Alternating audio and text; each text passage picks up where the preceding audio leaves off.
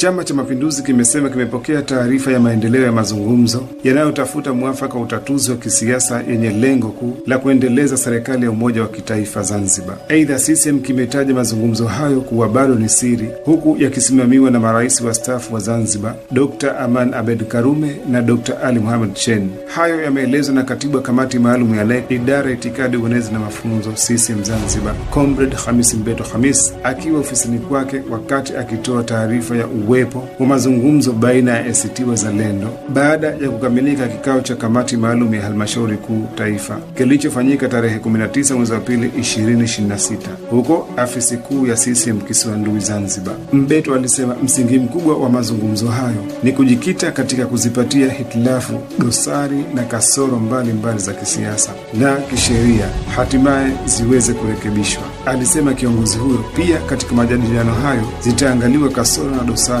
endapo ni za kisheria zitapelekwa katika Baraza la Wawakilishi Zanzibar kufanyiwa marekebisho ya kisheria kwa mujibu wa katiba ya Zanzibar ya mwaka 1984.